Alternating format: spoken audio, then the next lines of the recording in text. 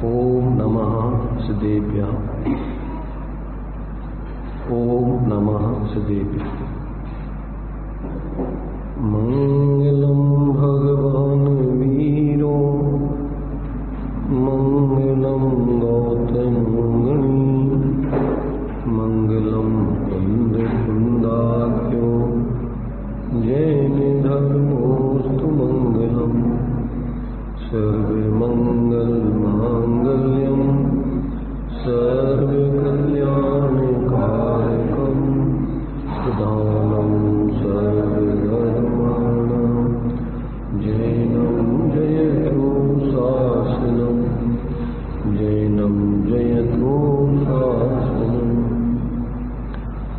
वंदितु सर्वसिद्धि धुर्मचल मनोभवंगदिं पर्थे मोक्षामि समय पाहो मिणमो सुधीर्णिदम् नमः समय साराय स्वानमूर्त्याचकाशते चित्सुभावाय भावाय सर्वे भावांतरचिदे।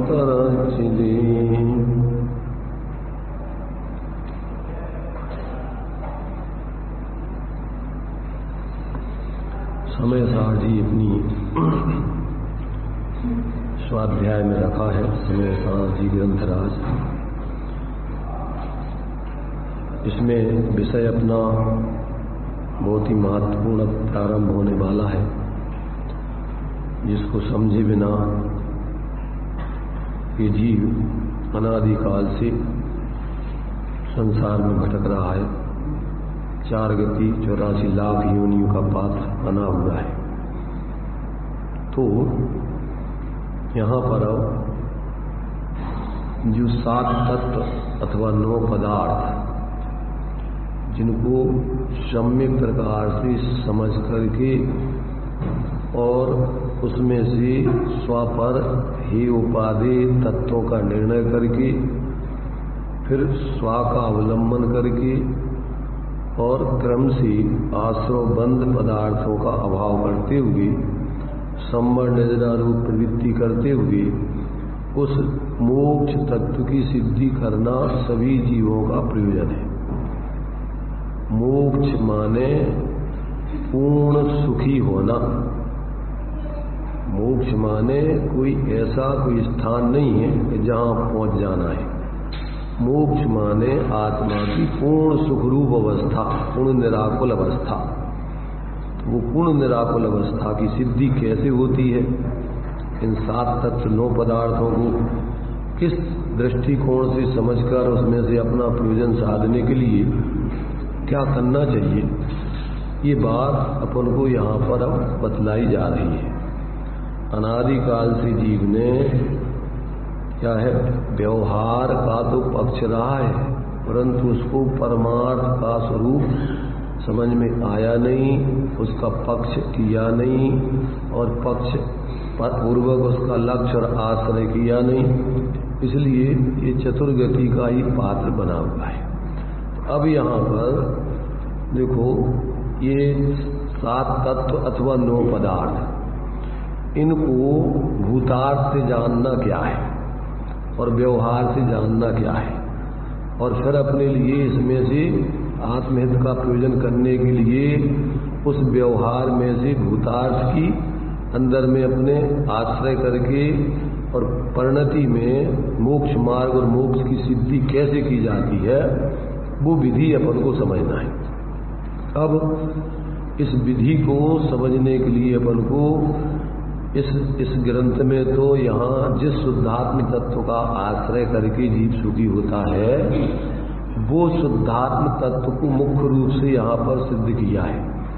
परंतु अकेला मात्र शुद्धात्म तत्व को समझ लेना काफी नहीं है।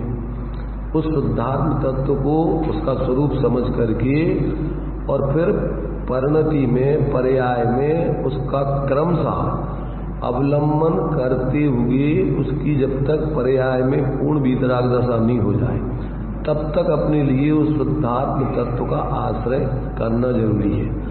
और उसके लिए जरूरी है कि आपको कर्णानुयोग, चरणानुयोग आदि के माध्यम से गुण स्थानों का भी ज्ञान होना चाहिए।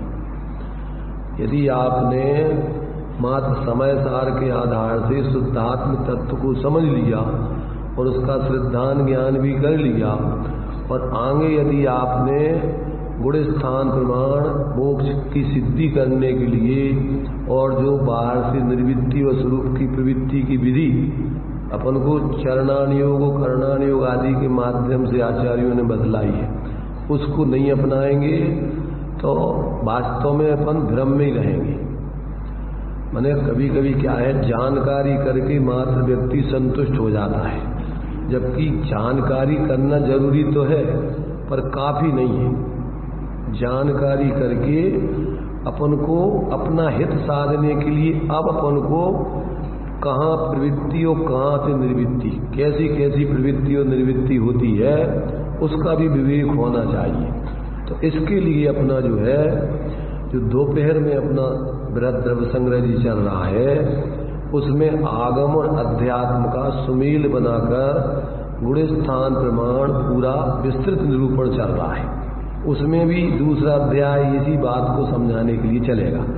और इसमें भी अपन को अब इस पूरे समय सार में इन 7 तत्व या 9 पदार्थों को ही अपन को बताया जाना है। पर उसमें उन 7 पदार्थों तत्वों में अथवा 9 पदार्थों में भूतार्थ से शुद्ध आत्मा को मुख्य करके समझाना है।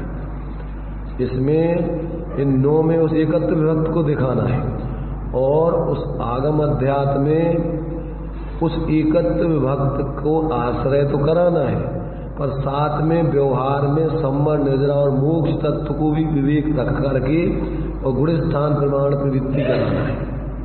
तो उसमें जो पातनिका में आचार्य देव ने उस दूसरे अध्याय की भूमिका कहो, पातनिका कहो, उसमें जो विषय लिया है वो सब लोगों को बहुत ही मार्मिक है, समझने लायक है। तो उसमें आचार्य देव ने प्रश्नोत्तर करके, शंका समाधान करके उसको पहले स्पष्ट किया है। तो उसमें उन्होंने दिया है कि जो जीव और अजीव 2 द्रव्य हैं, तो कहते वो ये बताओ कि वो सर्वथा परिणामी है कि सर्वथा अपरिणामी। क्या प्रश्न उठाया उसमें? वो 2 द्रव्य जो है जीव और अजीव, जिनके माध्यम से 7 तत्व अथवा 9 पदार्थ फिर खड़े होते, तो अजीब में भी वहां पर पुद्गल लेना है। तो प्रश्न उठाया शिष्य ने कि ये बताइए साहब कि ये 2 द्रव्य जो हैं जीव और अजीब, सर्वथा परिणामी है कि सर्वथा परिणामी? अब देखो ये शास्त्रीय भाषा है, अपन को इसका थोड़ा भाव समझना चाहिए, जब ही अपन समझ पाएंगे। सर्वथा परिणामी और सर्वथा परिणामी, अभी अपन लोग इस बात को माने अपन समझ नहीं पाएंगे क्या कहलाता सर्वथा परिणामी, सर्वथा परिणामी। और फिर उसमें जो सिद्ध किया है कि सर्वथा न तो परिणामी है न सर्वथा परिणामी, कथनचित परिणामी कथनचित अपरिणामी। अब फिर उसमें प्रश्न उठाया कि वो कथनचित का क्या अर्थ होता है, वो बता रहे वो बृहद द्रव्य संग्रह जी थोड़ा हमारे सामने रख दो। तो उसमें उन्होंने जो सिद्ध किया है, पहले तो कथनचित परिणामी अपरिणामी क्या है, फिर इसके बाद उसमें अपने लिए मैंने सर्वथा परिणामी अपरिणामी क्या है, फिर उसमें कथनचित परिणामी और अपरिणामी का क्या अर्थ होता है। इन दोनों बातों को बहुत अच्छे तरीके से स्पष्ट किया है कि अपन को यहाँ पर भी समझना जरूरी है। इसमें सीटी तो नहीं आ रही, आवाज ठीक आ रही सब? भाई वोल्टेज नहीं, आवाज में कोई माने सीटी तो नहीं बज रही, कुछ ठीक आ रही है। चलिए देखिए, इसी में से हम पढ़ के आप ध्यान से सुनेंगे और सुन करके फिर उस पर विचार करना है। समझ में नहीं आने पर उसको पूछ भी लेना है और उसका भाव भाषण अपन को करेंगे नहीं तो अपन को स्वाध्याय अपना पूरा औपचारिक रहेगा। फिर एक एक बात का अपन को भाव भी समझ में आने चाहिए।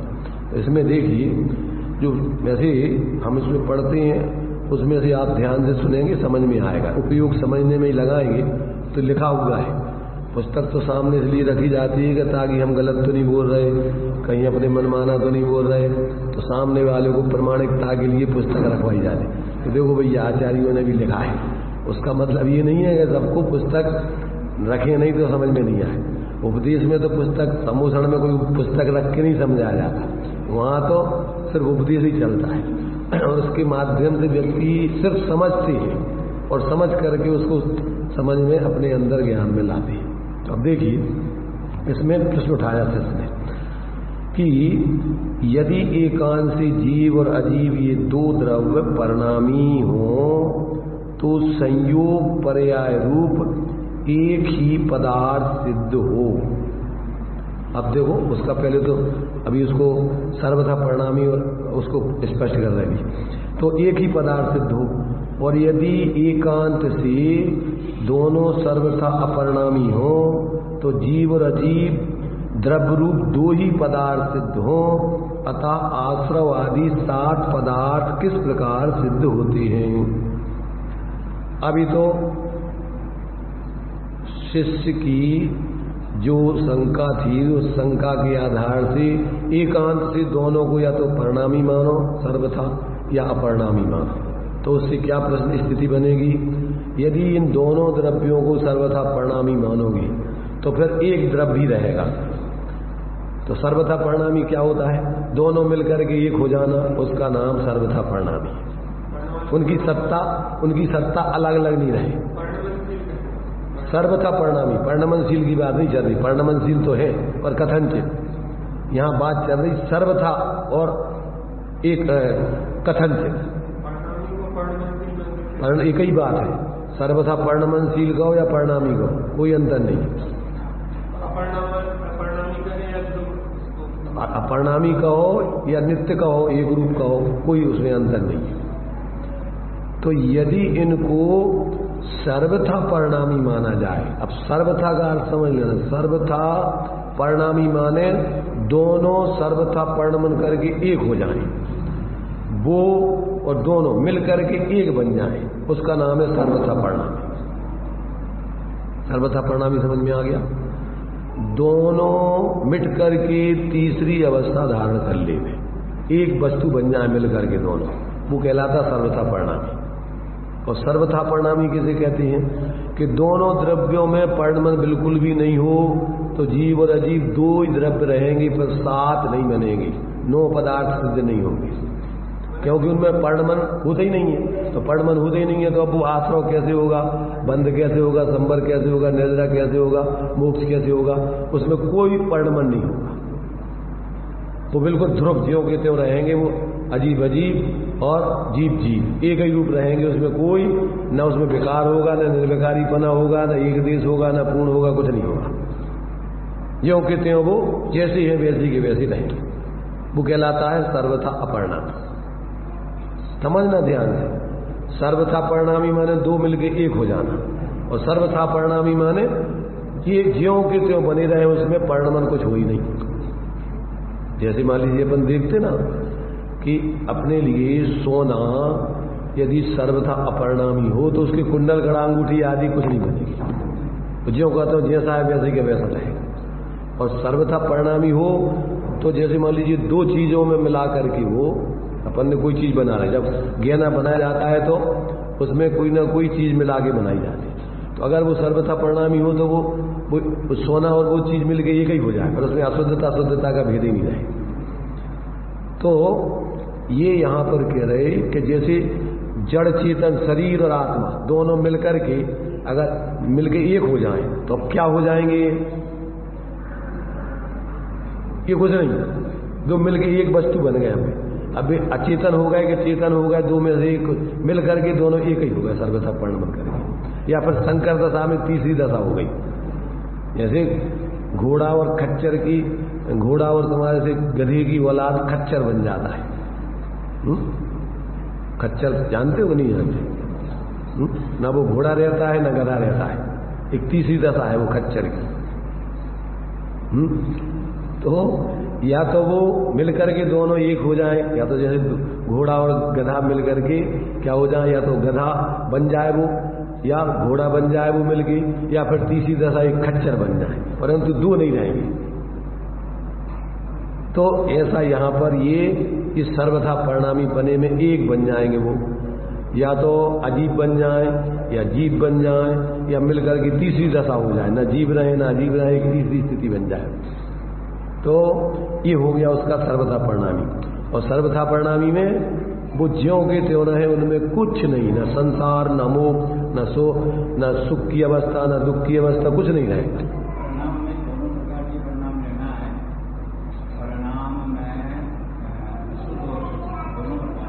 हाँ, दोनों प्रकार परिणाम मन, हाँ परिणमन पूरा माने शुद्ध परिणमन भी अशुद्ध परिणमन भी, तो वो पूरा आएगा। वो द्रव्य रूप में जैसा है वो तो सामान्य है, वो विशेष है उसकी पर्याय शुद्धता शुद्धता वाली, तो दोनों प्रकार की अवस्थाएं हो। तो अब ये जो है अगर सर्वथा परिणामी मानो तो मिलकर के दो वस्तुएं जीव और अजीब मिलकर के या तो अजीब ही बन जाएगी, या पुद्गल जीव ही बन जाए, और या क्या होगा, या फिर तुम्हारे लिए मिलकर के दोनों एक तीसरी दफा बन जाए, ना वो जीव रहे ना पुद्गल रहे, तीसरी स्थिति बन जाए। जैसे घोड़े और गधे की औलाद खच्चर बन जाता है, न वो घोड़ा रहता है और न गधा रहता है। तो ये जो है यहाँ पर ये बात यहाँ पर उन्होंने कहा कि इस प्रकार से एकांत में अगर ऐसा मानो तो इसमें दो दोष आएंगे, या तो दो ही रहेंगे या एक हो जाएंगे। अतः आश्रव आदि 7 पदार्थ किस प्रकार सिद्ध होते हैं, इस शिष्य को इस शंका उठ रही है कि भैया ये सर्वथा परिणामी है कि सर्वथा परिणामी है। अगर सर्वथा परिणामी माने हम तो वो मिलकर के एक बन जाएंगे, और अपरिणामी माने तो दो ही रहेंगे। अब ये 7 तत्व 9 पदार्थ तो सिद्ध होते ही नहीं है, आप कहां से 7 तत्व की सिद्धि कर रहे हैं। अब आचार्य उसका उत्तर देते हैं, कथनचित परिणामी पने के कारण 7 पदार्थ सिद्ध होते हैं। क्या कहा, कथनचित परिणामी, कथनचित का अर्थ होता है किसी अपेक्षा से। कथनचित माने क्या होता है, किसी अपेक्षा से ये द्रव्य परिणामी है और किसी अपेक्षा से अपरिणामी है। अब वो किस अपेक्षा उसका खुलासा चलेगा। देखिए, तो कथनचित परिणामी पने के कारण 7 पदार्थ सिद्ध होते हैं। अब प्रश्न है, कथनचित परिणामी पने का क्या अर्थ है। आ रही है समझ में, सुनाई दे रही है सब, ध्यान से सुनना, बहुत महत्वपूर्ण कार्यक्रम है ये। इसके बिना जीवन में धर्म का शुरुआत नहीं हो सकती। इन 7 तत्वों के यथार्थ स्वरूप को समझे बिना अपन के जीवन में धर्म का आवास आधा नहीं आएगा, क्योंकि मोक्ष महल की प्रथम सीढ़ी सम्यक दर्शन है, और सम्यक दर्शन तत्वार्थ सूत्र में दिया हुआ है, तत्वार्थ सिद्धानम सम्यक दर्शनम, और तत्व जीवा जीवाश्रव बंध संबर निद्रा मोक्षास तत्वम, उसमें भी यही सब बताया है।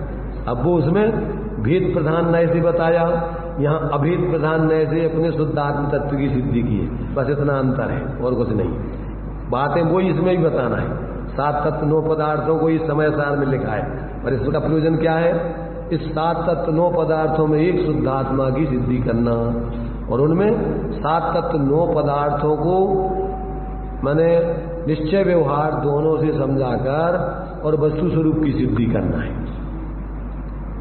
प्रयोजन सब दोनों का एक ही है। प्रयोजन उसका भी यही है कि जीव संसार का अभाव करके संबर निद्रा पूर्वक मोक्ष की सिद्धि करे, और इसका भी प्रयोजन एक ही, क्योंकि चारों नियों का प्रयोजन एक ही है। प्रयोजन चारों नियों का अलग अलग नहीं, पर उनकी कथन पद्धति अलग अलग है, निरूपण करने का तरीका उनका अलग अलग है। प्रथमान योग में महापुरुषों की जीवन चरित्र आदि के माध्यम से वो सारे जीवन में उनकी घटनाएं बता के पाप का फल पुण्य का फल, और फिर उसमें पाप पुण्य से हट के महापुरुष किस प्रकार से उसमें धर्म की प्रवृत्ति करके और अपना परमार्थ आत्महित को साध के भगवान बनते हैं, वो सब उसमें बातें बताई। तो वो व्यक्ति विशेष के माध्यम से आपको ये सारी चीजें उनको प्रत्यक्ष बाहर के स्थूल रूप में घटित करके बताई कि देखो उनने ऐसा ऐसा पाप किया था तो वे नरक में गए, ऐसा पुण्य किया तो वे स्वर्ग में गए, और इस प्रकार से जब भी धर्म के मार्ग में दीक्षा लेके लग के और अपने स्वरूप की आराधना में लग गए तो भी क्रम से भगवान बन गए। तो उसमें सामान्य स्थूल रूप में व्यक्तियों के जीवन चरित्र को ध्यान में रखकर वो बात बताई जाती, और यहाँ आपके लिए तत्वों के माध्यम से और कर्णानुयोग आदि में कर्मों के निमित्त नैमित्तिक आदि संबंध से आपको वही बातें समझाई जाएंगी। कैसे भाव करने से कैसे कर्मों का आश्रय बंद होता है, कैसे भाव करने से कैसे संबंध निद्रा आदि होते हैं, कैसे भावों से मोक्ष होता है, ये सब बातें अपन को, और कर्मों का क्षय होता है। तो उसमें भी वही वर्णन है, पर सिर्फ उनके बताने के सबके तरीके अलग अलग है, प्रयोजन सबका एक ही है। दोनों प्रकार के शब्द आते हैं, नौ तत्वों से भिन्न और नौ तत्वों में।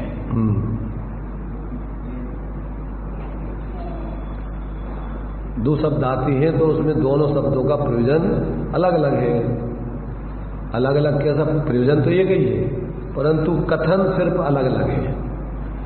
नौ तत्वों में कहो या नौ तत्वों से भिन्न कहो, दोनों का अर्थ एक ही होता है, परंतु विवक्षा अलग अलग है। उसमें अपन को नौ तत्वों को नहीं बता करके उसमें एक को ही बताना है, और इसमें नौ तत्वों पूर्वक उस एक को बताना है। नौ तत्वों को भी बताना है और उसमें फिर एक को भी सिद्ध करना है, और इसमें नौ तत्वों से भिन्न में अकेले उस एकत्व विभक्त को दिखाना है, बताना वही है।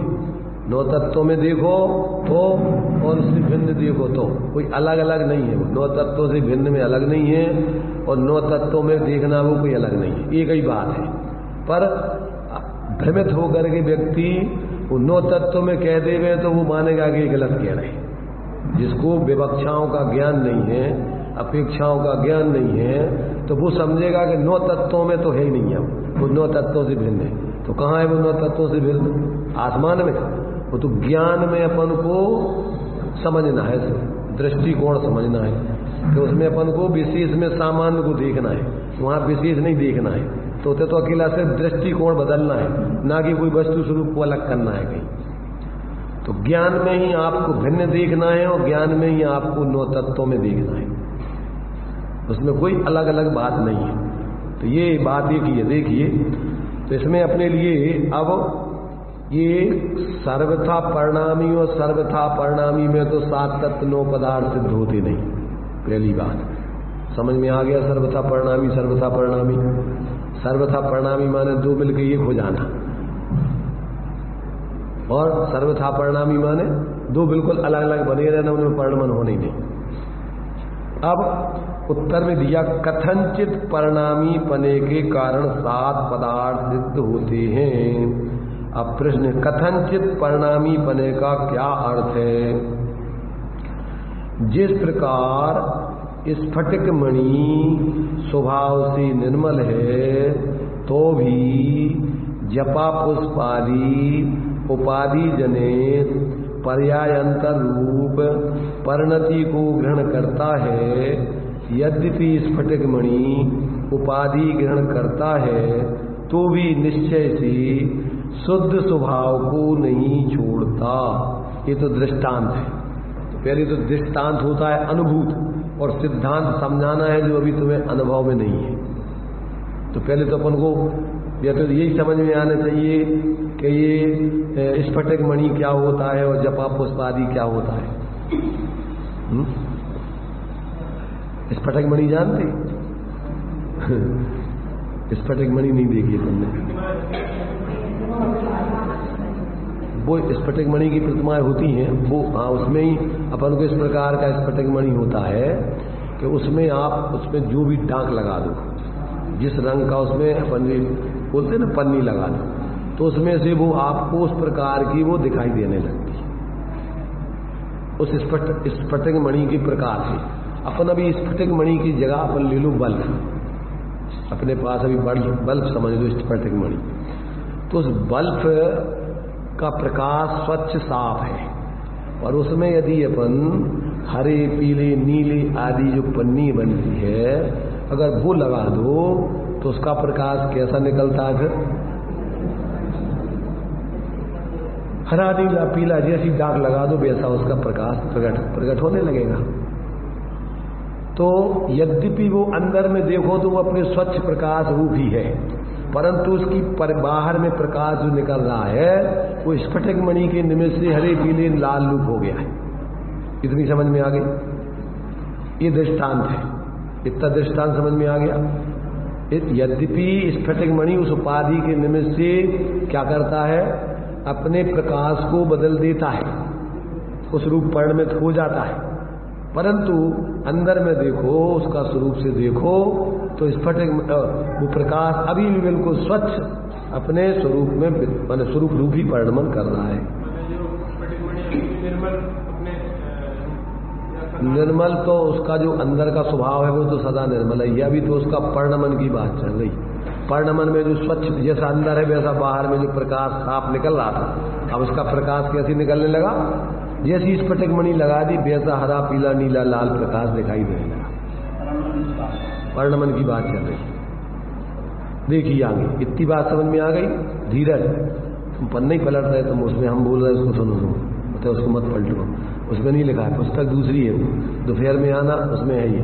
अभी हम ये विषय इसमें अभी चूंकि चलना है, 7 तत्व 9 पदार्थों में एकत्र आत्मा को दिखाना है, तो पहले तो अपन को ये समझ में आना चाहिए कि 7 तत्व 9 पदार्थ है क्या, उनका स्वरूप क्या है। अपन को वही समझ में नहीं आया तो उनमें अपन फिर एकत्र आत्मा क्या देगा। तो ये अपन को ये कह रहे हैं कि इसमें इस प्रकार से स्फटिक मणि में उपाधि के निमित्त से परिणमन ऐसा करने की सामर्थ्य है। ठीक है ना, दृष्टांत समझ में आ गया सबके। यद्यपि उसका प्रकाश स्वभाव से स्फटिक मणि की बिना ना, जो जब उसकी पन्नी वगैरह नहीं लगाओ तो जैसा अंदर में वो स्वाभाविक प्रकाश है वैसे ही बाहर में निकलता है, परंतु जब उसमें अपन कोई दाग लगा दो तो प्रकाश हो जैसा अंदर में है वैसा बाहर नहीं निकलता है। इतना समझ में आ गया। ये दृष्टांत है। अब सिद्धांत समझो। देखिए उसी प्रकार जीव भी यद्यपि शुद्ध द्रव्यार्थिक नय से सहज शुद्ध चिदानंद एक स्वभावी है। कैसा है? सहज शुद्ध चिदानंद एक स्वभावी है, तो भी अनादि कर्म बंद पर्याय की बस रागादि पर द्रव्य उपाधि पर्याय को ग्रहण करता है। क्या करता है?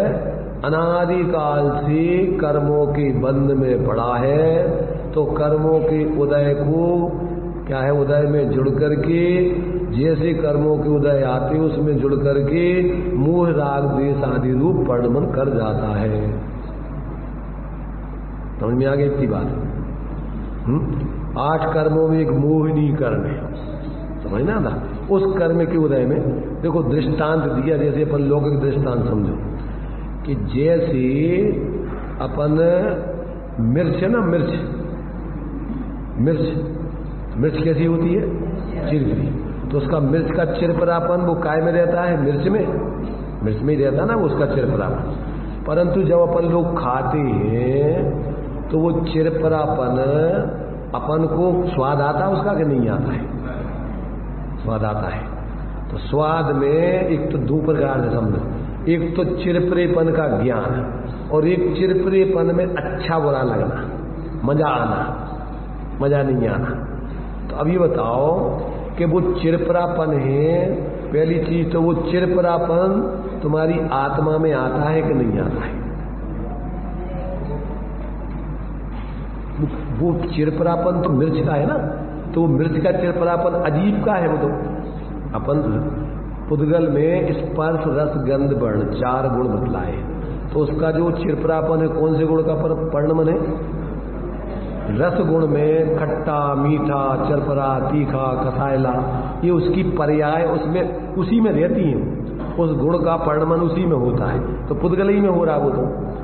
अब अपन जब खाते हैं तो उसका ज्ञान होना, ये तो आत्मा का जानना सुपर प्रकाशी स्वभाव है। तो ज्ञान होना, ज्ञान में जैसे दर्पण में पदार्थ झलकते हैं आते नहीं है, ऐसी अपने ज्ञान में सिर्फ जानकारी होती है, वो चिरपरापन आता नहीं। समझ रहे ना? अगर वो चिरपरापन आत्मा में आ जाए तो आत्मा अजीब बन जाए, वो तो होता नहीं। तो जैसे दर्पण में वो वो जो चीज सामने होती है वैसी की वैसी दर्पण में, दर्पण की स्वच्छता से दर्पण रूप लेकर के वो ज्ञात हो जाती है। ऐसे ही अपने ज्ञान में जो भी पदार्थ है वो सिर्फ ज्ञात होते हैं दूर रह करके, और अपन भी दूर रह करके जान लेते हैं। जैसे दर्पण दूर रह करके पदार्थों को प्रकाशित कर प्रतिबिंबित कर लेता है, ना तो पदार्थ दर्पण में जाते हैं, ना दर्पण पदार्थों में जाता है, और उसमें बराबर जैसा सामने पदार्थ है वैसा झलक जाता है। ये उसका स्वभाव है। ऐसे ही अपने ज्ञान का स्वभाव क्या है? दूर रह करके पदार्थों को मात्र जान लेना, और रहेगा वो ज्ञान ही रूप, वो दर्पण ही रूप रहेगा, वो पदार्थ रूप नहीं हो जाएगा। क्या हो जाएगा? नहीं होता है। तो ऐसे ही अपन चिरपरेपन को जानते हैं सिर्फ, समझ रहे ना, परंतु अपन को कैसा लगता है फिर वो? ऐसा लगता है कि जैसे मैंने मिर्च खा ली हो। पहले तो अच्छा नहीं, पहले तो मैं मिर्च खा रहा हूं, तो मिर्च अजीब को जीव तो खा नहीं सकता।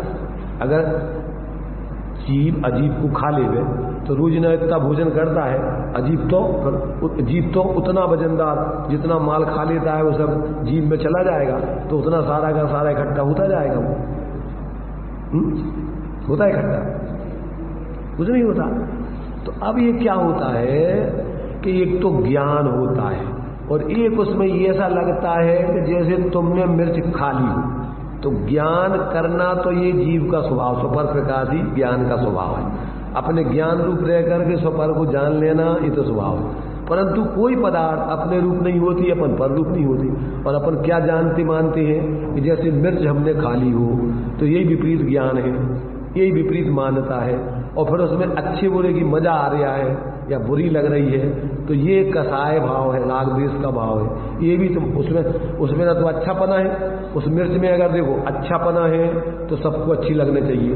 कोई को तो दे दो तो आंसू आते हैं, रोने लगता है, छू नहीं सकता है, और कोई खा करके मजा आनंद आता है।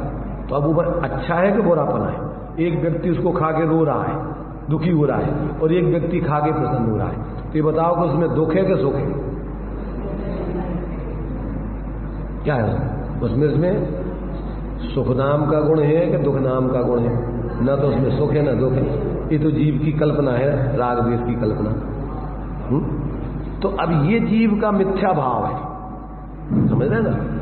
तो अब ये क्या होता है कि कर्म का उदय आता है, जीव उस मोह कर्म के उदय में क्या करती? जुड़ करके अपने स्वरूप को भूल करके देह आदि शरीर में एकत्र बुद्धि करता है। तो यही उसका मिथ्यात्व भाव है, यही उसका ज्ञान भाव। जबकि वो जो कर्म का उदय आया वो कर्म पौद्गलिक है, परंतु इस जीव को अनादिकाल से अपने स्वरूप का इसका भिन्न भेद ज्ञान नहीं है।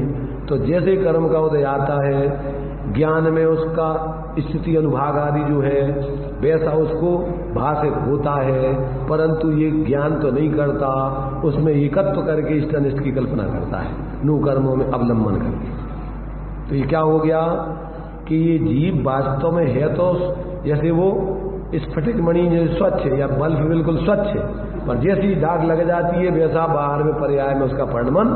तो परिणामों में अपन रागी हो जाते हैं, द्वेषी हो जाते हैं, मोही। मिथ्यात्व कर्म के उदय में जुड़ करके व्यक्ति एकत्व करके और क्या करता है? मिथ्या दृष्टि बन जाता है, ये पर्याय में। जबकि अंदर में अभी वो चेतन स्वरूप ही है। क्षणिक उसकी मान्यता में, ज्ञान में भ्रम हो गया, और चारित्र में अस्थिरता जन्य राग द्वेष हो रहे हैं, परंतु वो अभी आत्मा चेतन नहीं स्वरूप है। वो अभी वास्तव में जो राग द्वेष आदि के भाव पर के निमित्त से हो रहे हैं, उसमें देखा जाए तो आत्मा सामान्य रूप से एक रूप ही है। ज्ञान जैसे गेयों को जानते हुए सामान्य से ज्ञानी रूप रहता है, गेय रूप नहीं होता है। पर्याय में भले ही उसके क्या है, गेयाकार रूप से जैसे गेया गेय होते वैसा व्यवहार में उसका पर्याय में दिखता है, पर सामान्य रूप से वो ज्ञान ही रहता है, वो किसी गेय आदि रूप नहीं होता है।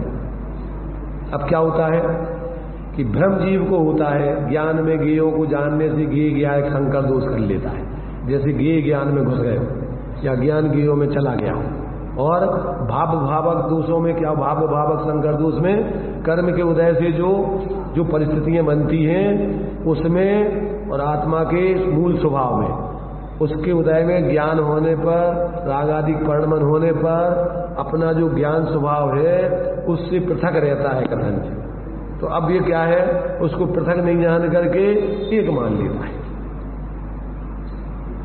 क्या होता है, एक मान लेता है।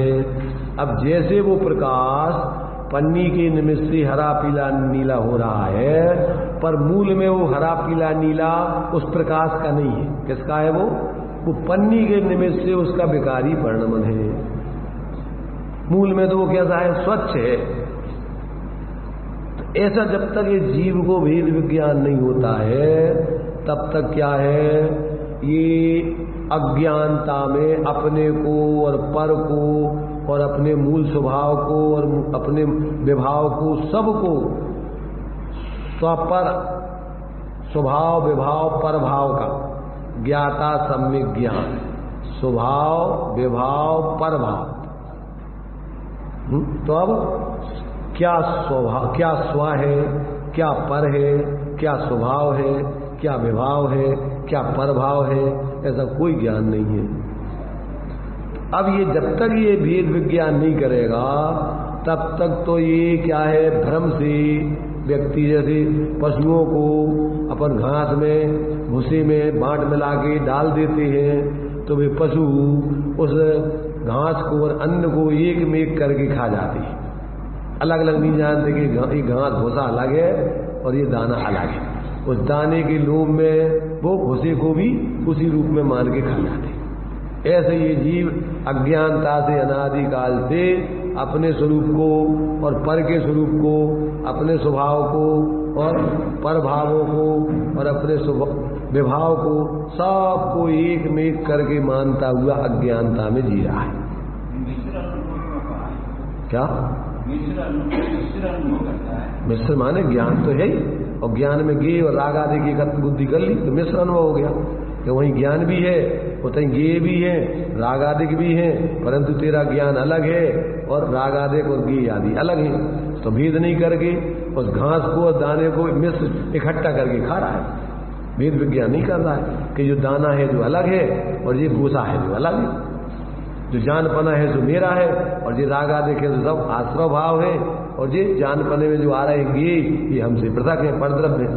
तो ऐसा उसमें भेद विज्ञान नहीं करता। गेयों को, ज्ञान को और राग आदि को सबको एक में एक करके अनुभव करता है। अपन थोड़ा भी बुद्धि लगाओ तो अपन समझ सकते हैं। क्या समझ सकते हैं? तो अपन बोलते ले परम पेनी सुबुध छेनी डार अंतर भेदिया वर्णादि वरु रागादि थे। ये आ गया, वर्णादि में परद्रव्य और रागादि में विभाव। निज भाव माने ज्ञान स्वभाव को न्यारा किया तो अपने को फिर निजमाई निज के हित निज कर आपको, ज्ञान से ज्ञान में ज्ञान ही हो, कल्पनाओं का एकदम विलय हो, भ्रांति का नाश हो, शांति का वास हो, ब्रह्म प्यारे तेरी भक्ति में चढ़ जाए। तो अंदर में अपन को अपने ज्ञान में ज्ञान स्वरूप, अपने ज्ञान में दोनों को देखो, छद्मस्त का उपयोग एक समय में एक ही जगह लगता है। यदि अपन रागादिक से भिन्न, परगियों से भिन्न अपने उस सामान्य ज्ञान स्वरूप को, जो ज्ञाकार ज्ञान रागादिक के आकार में ज्ञान है, उसमें अपन विशेष को गौण करें और सामान्य ज्ञान स्वभाव को मुक्त करें, तो वहां अपन को वो अपना ज्ञान उन सारे ज्ञ रागादिक से भिन्न एक अपने उस चैतन्य स्वरूप ज्ञान स्वरूप आत्मा का अनुभव करेगा। तो ये कला है वेद विज्ञान की, और ये भेद विज्ञान की कला ही इसी में कल्याण है। आज तक जितने भी सिद्ध हुए हैं वे सब कैसे हुए? वेद विज्ञानता सिद्धा। और जितने आज तक संसार में बने हुए हैं वे सब इस अस्यव अभाव तो बनता, वेद विज्ञान के अभाव में। तो ये अपन को टेक्निक यहाँ पर कि भैया देखो ये जीव क्या करता है कि जब जीव भी यद्यपि शुद्ध द्रव्यार्थिक नए से सहज शुद्ध चिदानंद एक स्वभावी है, तो भी अनादि कर्म बंद पर्याय के बस रागादि परद्रव्य उपाधि पर्याय को ग्रहण करता है। यद्यपि जीव पर पर्याय रूप से परिणमित होता है तो भी निश्चय से अपने शुद्ध स्वभाव को नहीं छोड़ता। उद्गल भी इसी प्रकार जानना, ऐसा परस्पर सापेक्षपना कथनचित परिणामीपना शब्द का अर्थ जानना।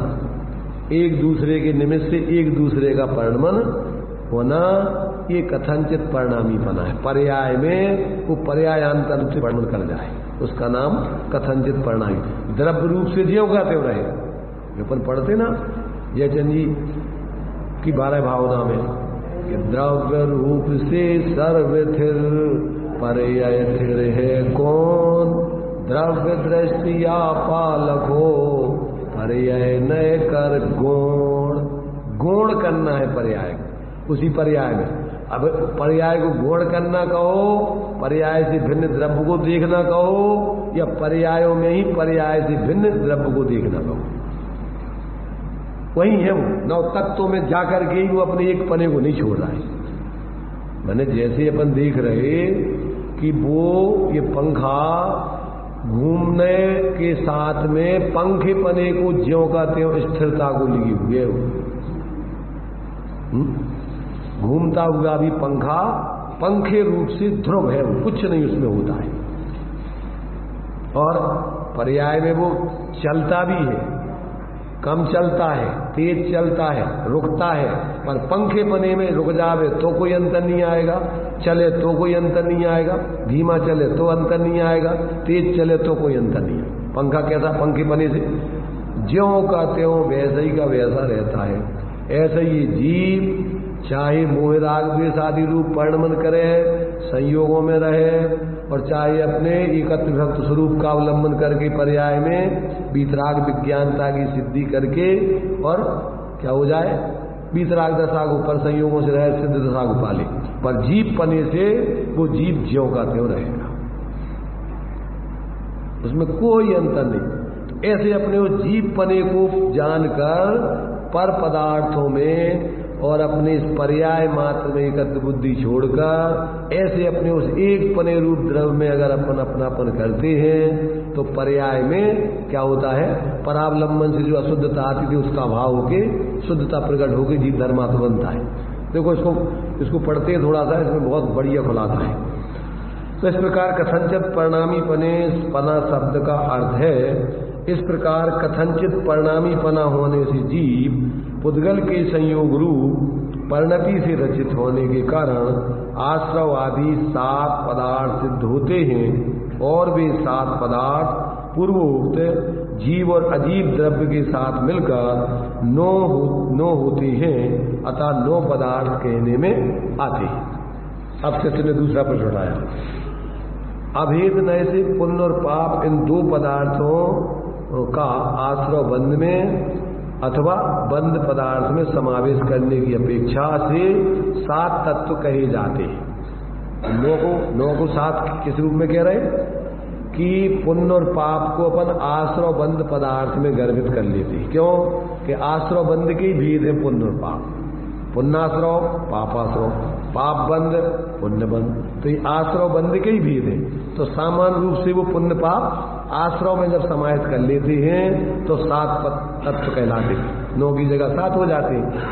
तो अब शिष्य का प्रश्न है महत्वपूर्ण, ये सबको समझने लायक है। अब शिष्य का प्रश्न है कि हे भगवान, यद्यपि कथनचित परिणामी पने के बल से भेद प्रधान पर्यायार्थिक नय से, द्रव्यार्थिक नय से तो वस्तु एक रूप रहती है, और पर्यायार्थिक नय से एक ही वस्तु है। एक वस्तु में 2 पार्ट है, एक द्रव्य स्वभाव, एक पर्याय स्वभाव।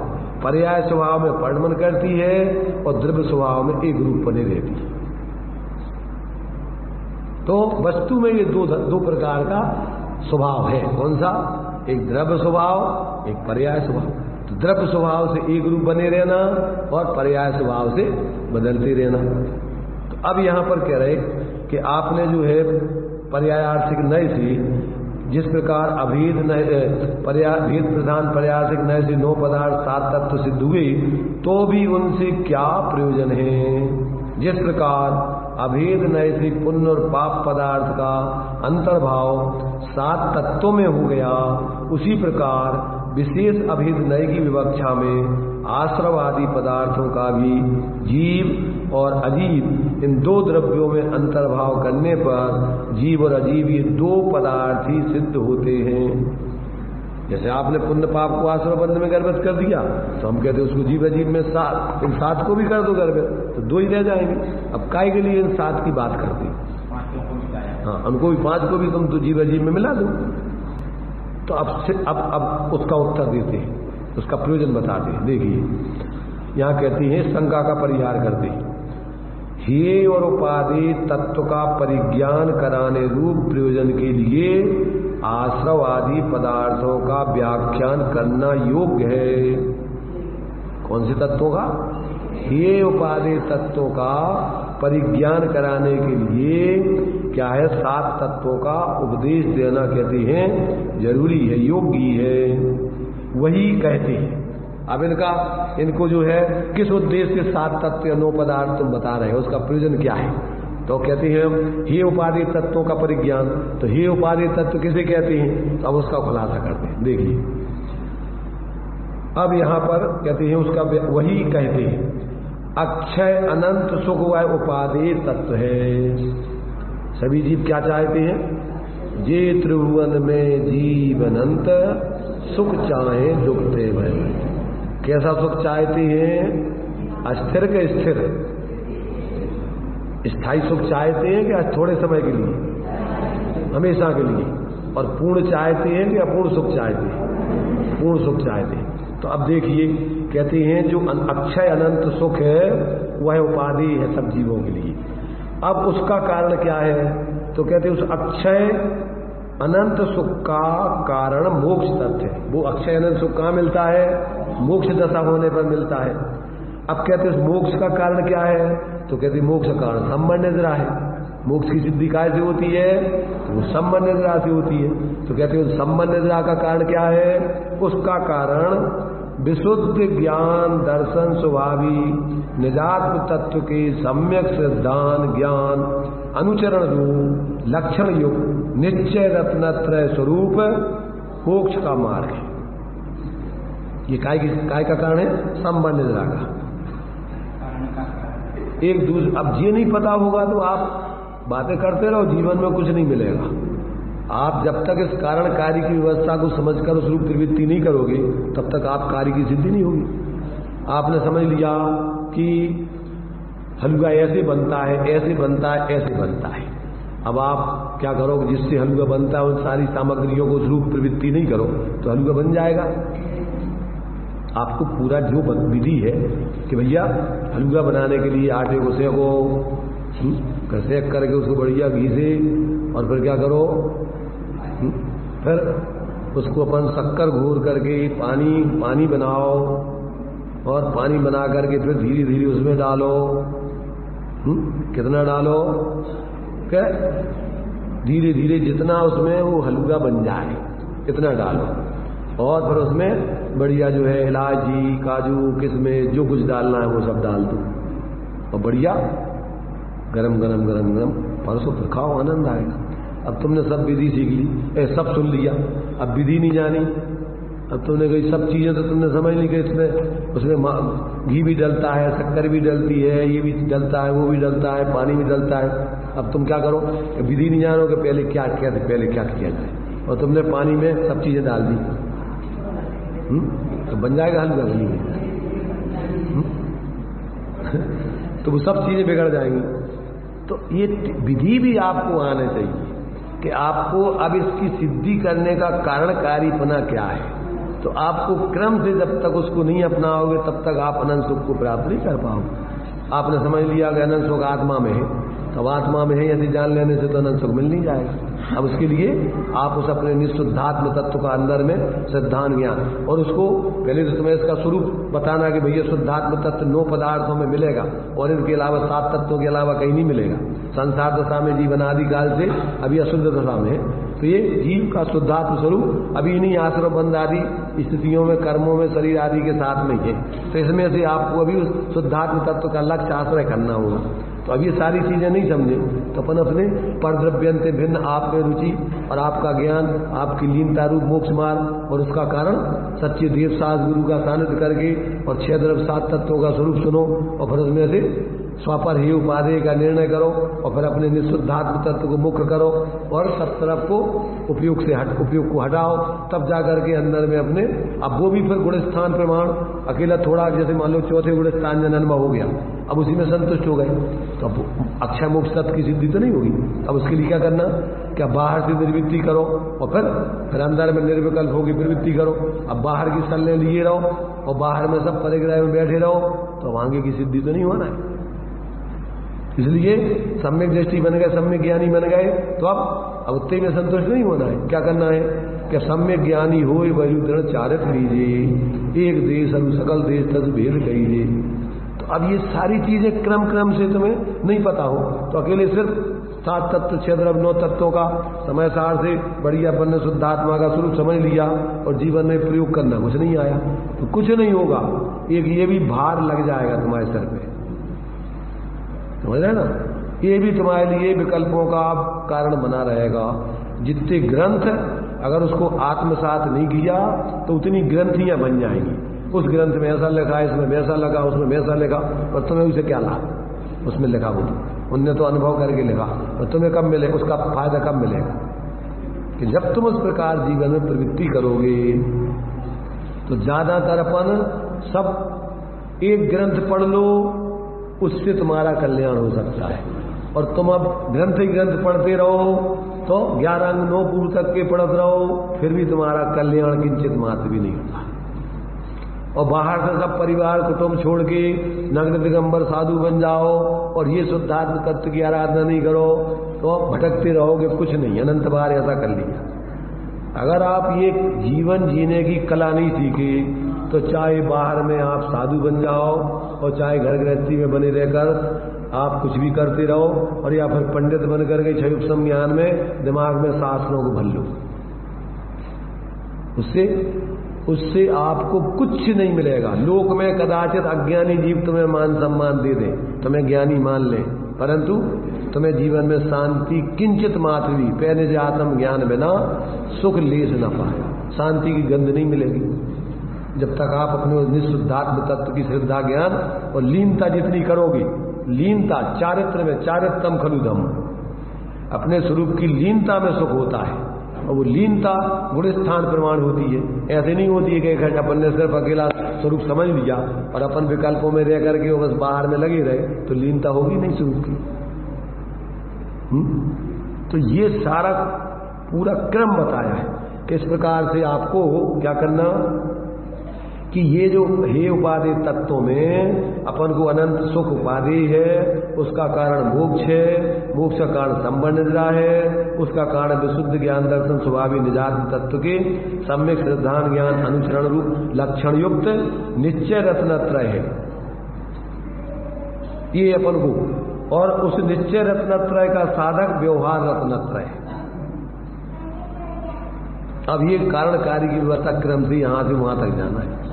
जो 6 डाला में अपन पढ़ते ना, देव जिनेन्द्र गुरु पर ग्रह बिन धर्म दया जुत सारो यहू मान समकित को कारण अष्ट अंग जुत धारो, अथवा जीव अजीव तत्करु आश्रव बंदरु संवर जानो निर्जर मोक्ष कहे जिन तिनको ज्यों का त्यों सरधानो है सोई समकित व्यवहारी अभिन रूप बखानो तिनको सुन सामान्य विशेष दृढ़ प्रतीत और आनो। इनका 7 तत्वों का सामान्य स्वरूप और विशेष स्वरूप, सामान्य से जीव जीव है और विशेष रूप से बैरात्म अंतर आत्म पर माता में जीव है सदाय। अब सामान्य से जीव कई प्रकार हुए और विशेष रूप से 3 प्रकार। विशेष माने पर्यायार्थिक नय से, द्रव्यार्थिक नय से तो सब जीव एक ही प्रकार के, जो निगोद में सोई मुझ में सोई मोक्ष मजार निश्चय भेद कछु भी नहीं। ये भेद सब अपन को पर्यार्थिक नय में होती, तो इस पर्यार्थिक नय में ही अपन को सब कुछ बिगाड़ सुधार हो रहा है। द्रव्यार्थिक नय से तो सब जीव एक समान अनादि काल से अनंत काल तक ही है, उससे उनको कोई सुख दुख का बाहर में संबंध नहीं है। जब तक ऐसे अपने उस एक रूप शुद्ध आत्मा को ही अपना स्वरूप जानकर मानकर उसका अवलंबन परिणति में नहीं करोगे, तब तक पर्याय में आपके संसार का भाव, दुख का भाव होकर मोक्ष मार्ग की सिद्धि और मोक्ष की सिद्धि होने वाली नहीं है।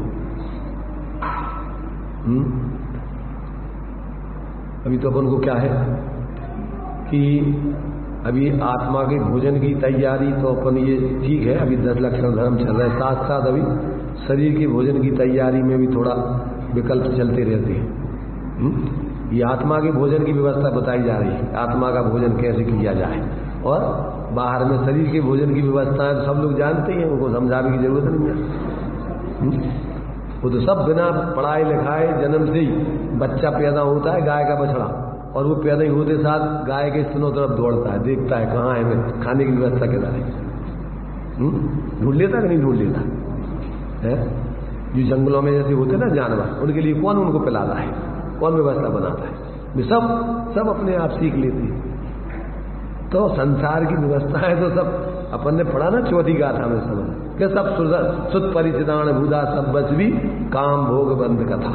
इसको तो कोई सिखा भी रहे हैं और अनादिकाल से अनुभूत परिचित भी है, इसलिए वो सब ऑटोमेटिक अपने संस्कार में सब करते रहते हैं। संसार की सिखाने के लिए कोई पाठशालाएं नहीं होती, पर इसको अपन समझाने पे ही बहुत मुश्किल से समझ में आता है।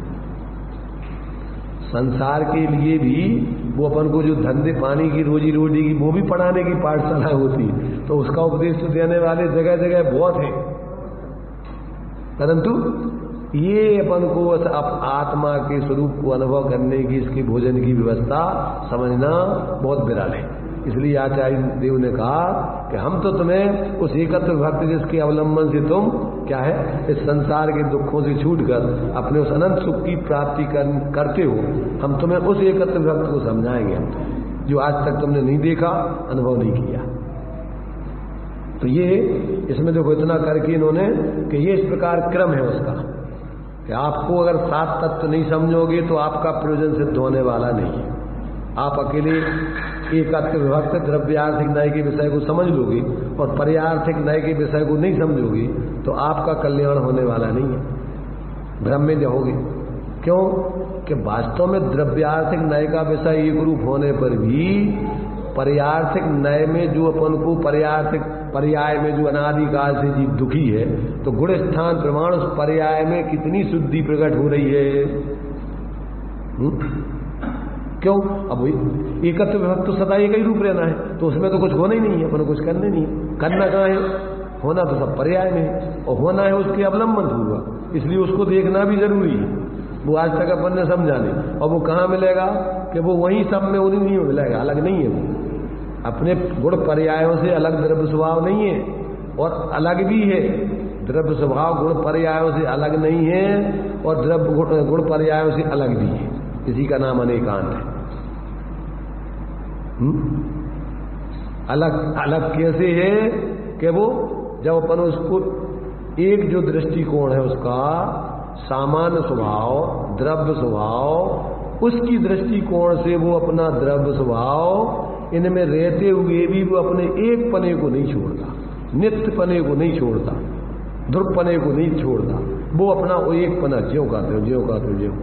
तो जब अपन अनादिकाल से अपन अपने में अपने उस एक रूप पने को नहीं देखते, अपने में अपन पर को देखते हैं, संयोगों को देखते हैं, भेदों को देखते हैं, उस रूप अनुभव करते हैं, यही मिथ्यात्व है।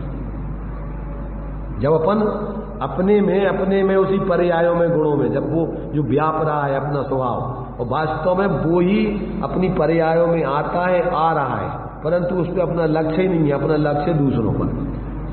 समय सार जी की अभी जो गाथा 17वीं 18वीं गाथा चलेगी उसमें दिया है कि सभी को आबाल गोपाल सबको जानने में वो ही आता है, अपना जीव ही आता है, पढ़ तो आता ही नहीं है, परंतु भ्रम के कारण से उसको ऐसे लगता है जैसे अपने में पर आ रहा हो, और ये इसी का नाम मिथ्यात्व है। भ्रम रोग है, भ्रम रोग। कौन सा रोग? क्या होता है भ्रम रोग? कि जैसा है नहीं वैसा अपन को भाषित होना, उसका नाम भ्रम रोग है। और ये इतना बड़ा रोग है कि अनादिकाल से लगा हुआ है, आज तक ये भ्रम रोग दूर नहीं हुआ। तो उपदेश काय के लिए है? भ्रम रोग हर जिनके वचन मुख चंद्र ते अमृत धरे। तुम्हारा भ्रम ही दूर करना है, भ्रम को दूर करने के लिए ये उपदेश चलता है।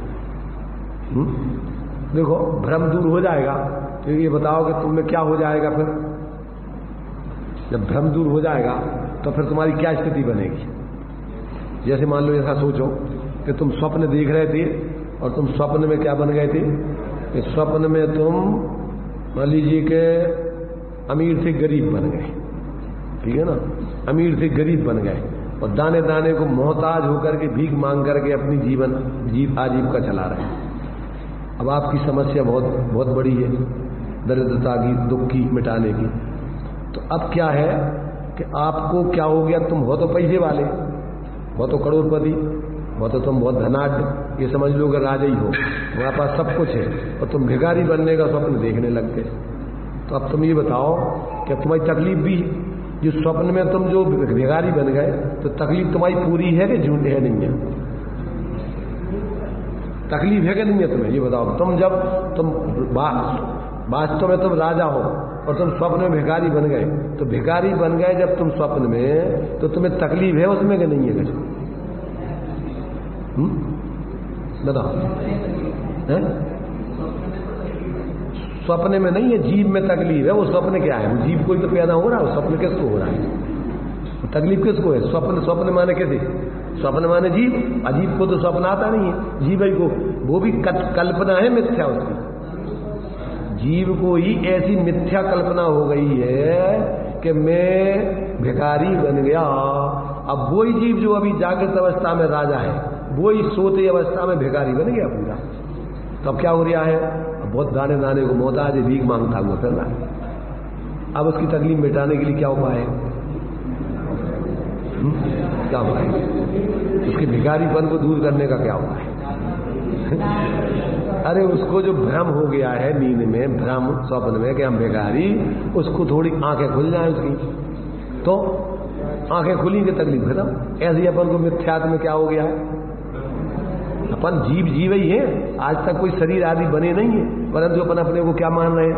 हम तो स्त्री हैं, हम तो अमीर हैं, हम तो गरीब हैं, अब हम तो भैया थोड़ी उम्र और रह गई, मर जाएंगे।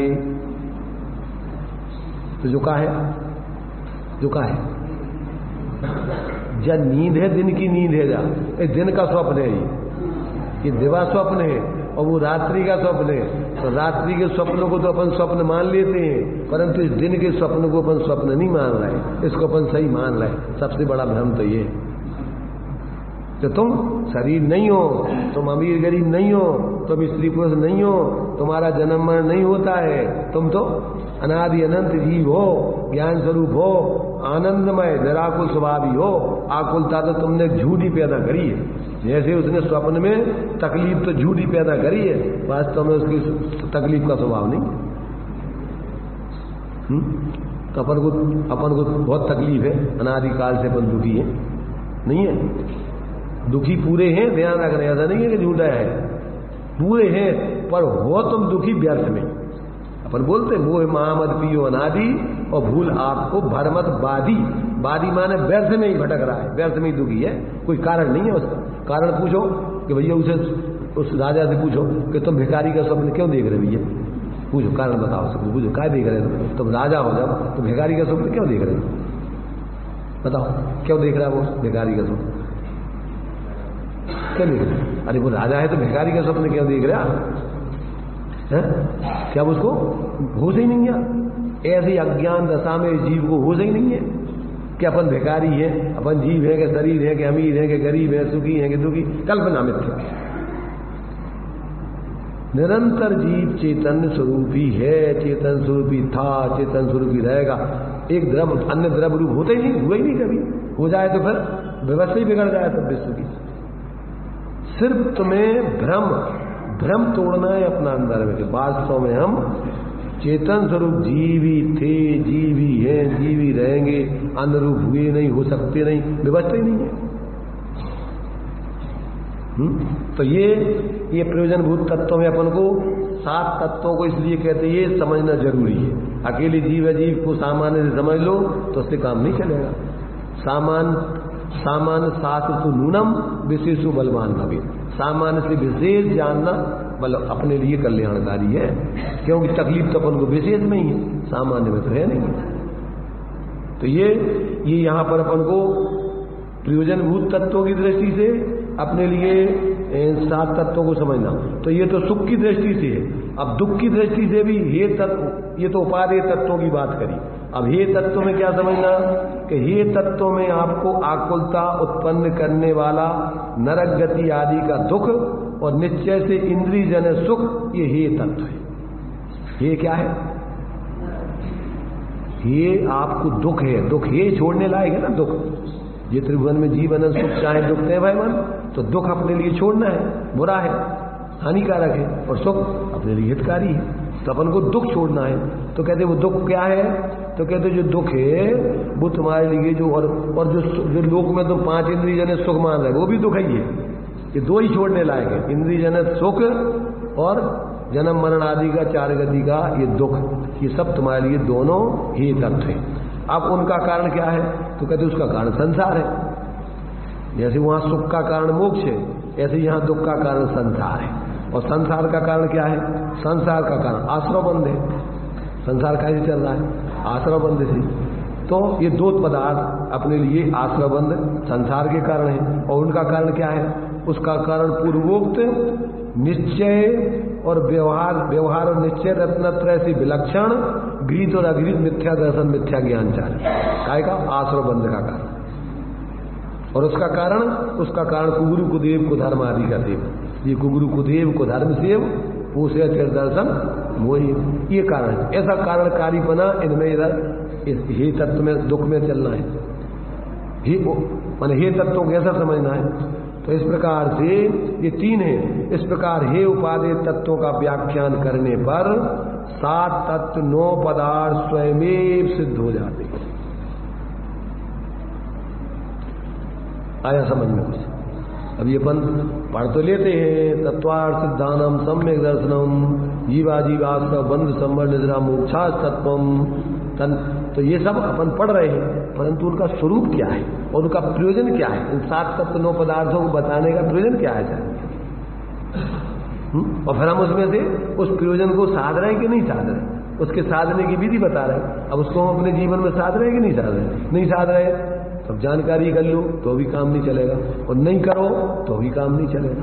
अकेली जानकारी कर लेना काफी नहीं है, और बिना जानकारी के कुछ भी करते रहो तो तुम्हारी मूर्खता है। क्योंकि तुमने धर्म तो ये है, धर्म तो अपने आत्मा को क्या है? सुख के मार्ग पे लगाना है। और सुख का मार्ग सुख मोक्ष दशा, पूर्ण सुख होता है मोक्ष दशा में। आत्म को है सुख सुख सुख आकुलता बिन कहिए, और आकुलता सिर्फ माही न ताते सिर्फ मगलाओ चाहिए।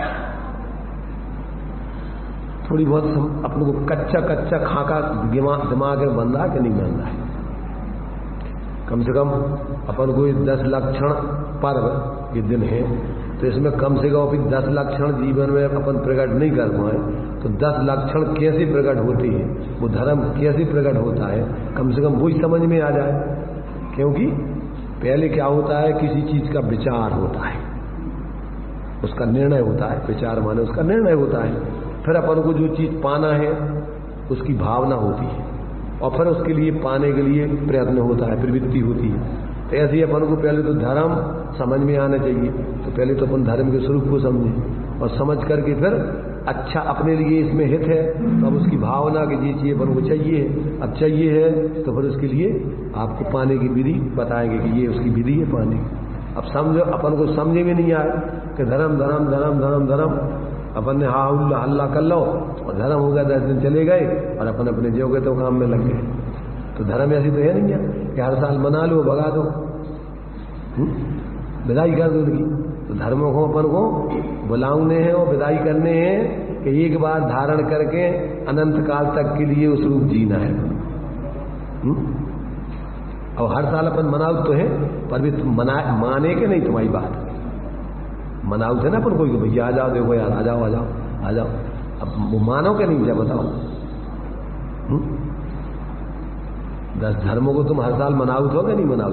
मनावे करता हो, कोई रूठ गए हैं तो उनको मना रहे तो उनके भैया देखो यार हम परेशान हैं तुम्हारे बिना, आ जाओ। तुम पत्नी भग गई, रूठ गई, तब पति परेशान हो रहा हो, तब वो मनाओ थे जैसे तैसे कि भैया तुम देखो आ जाओ हमारे पास। तो अपन क्या किस रूप में मनाते हैं तो बताओ है? उसको अपन जाने परिचय करें कि जी हैं, फिर उनको अपन मनाएं कि भैया देखो, और उनसे अब अपन मना करके फिर उनके संग ऐसा व्यवहार करें कि भी रूठे नहीं कभी, फिर हमेशा उनके साथ अपन उनका साथ बना रहे, तब तो तुम्हारे 10 लक्षण पर्व आना सार्थक होगा। और अगर तुमने उन 10 लक्षणों का स्वरूप ही नहीं जाना और सब उस स्वरूप को जान करके अब उनको मना करके अपनी संगति करने के लिए तुमने विधि नहीं सीखी, तब भी अब भी तो तुम कैसे कहोगा, समझ लो उसको। इसलिए ये अपन को वास्तव में क्या है, ये विधि है अपन को। 10 लक्षण पर्व तो संवर, निर्जरा और मोक्ष तत्व हैं। 10 लक्षण पर्व क्या है? 7 तत्वों में संवर, निर्जरा और मोक्ष तत्व है 10 लक्षण पर्व। अब उसकी चर्चा तो तुम्हारी अब वो अपन को शाम का टाइम तुमने रखा है, इस पर अपन देखेंगे। अभी तो अपन वो 10 लक्षण धर्म को दूसरे रूपों में अपन यहाँ रत्नत्रय आदि के रूप में, 7 तत्व आदि के रूप में अभी अपन चर्चा कर रहे हैं। चलिए अभी तो अपना टाइम हो रहा है, इसको अपन यहीं विराम लें, क्योंकि हमने इसके माध्यम से थोड़ी चर्चा इसलिए की है कि अभी ये समय सारणी में भूतार्थ में माने इस व्यवहार 9 तत्वों में भूतार्थ नए से उस एकत्व भक्त को देखना है। तो पहले तुम्हें 7 तत्वों का स्वरूप भी समझ में आना चाहिए, 9 पदार्थ के हैं क्या। इसमें भी बहुत अच्छे से खुलासा है, इसमें भी अपन करेंगे। तो दोनों तरीके से जब विचार करेंगे तो आपको कहीं भ्रम नहीं रहेगा। दोपहर में भी इसका आगम और अध्यात्म का सुमेल बना करके विस्तार में समझाया जाएगा, और यहाँ अपन को संक्षेप में उसी तत्व भक्त की मुख्यता से उस 7 तत्वों का यहाँ निरूपण किया जाएगा। इसमें भी बहुत सुंदर दृष्टांत आदि देके स्पष्टीकरण किया जाएगा, जैसे तैसे आपके दिमाग में बात जम जाए। और शास्त्रों में इसके अलावा कहीं कुछ नहीं लिखा। जितने ग्रंथ पढ़ोगे इन 7 तत्व 9 पदार्थों के अलावा कुछ नहीं, सब में यही बातें हैं। चलिए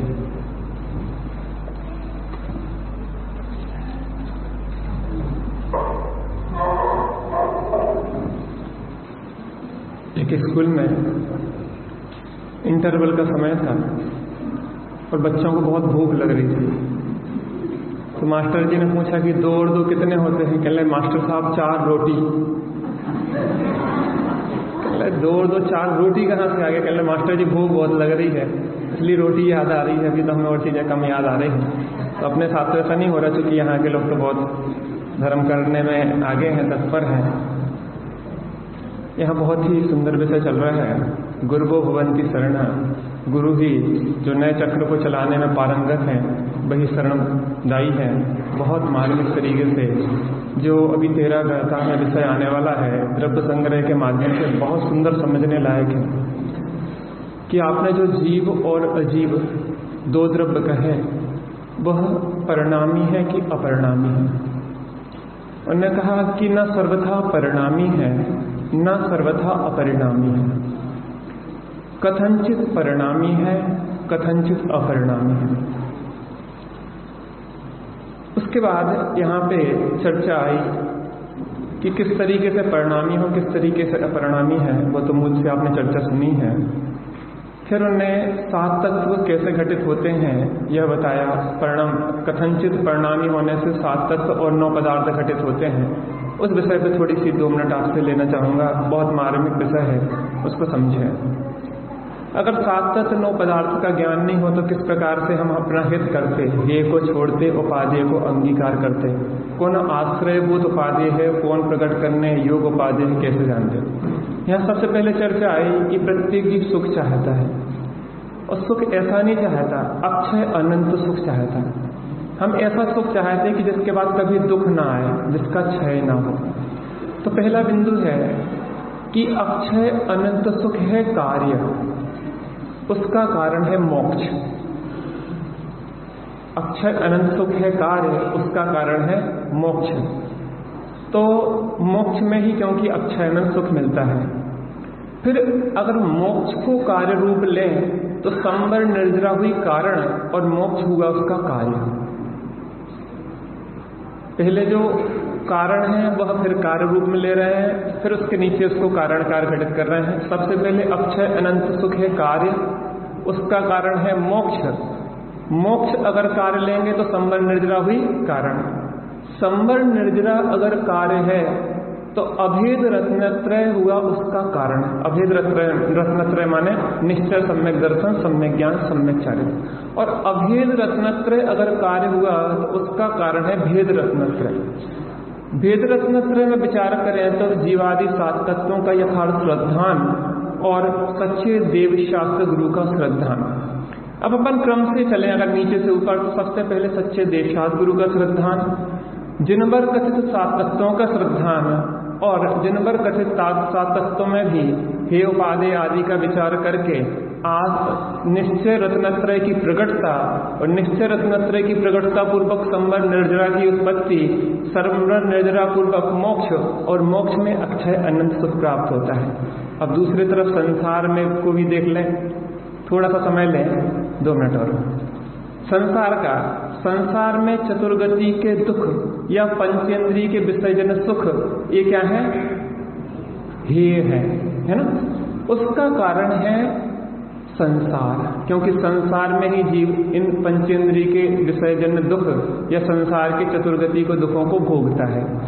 संसार का कारण है आश्रव बंध। क्या कारण है? संसार में हम आश्रव बंध के कारण ही तो भटक रहे हैं ना। तो आश्रव बंध है संसार का कारण, और आश्रव बंध का कारण है मिथ्या दर्शन, मिथ्या ज्ञान और मिथ्या चारित्र।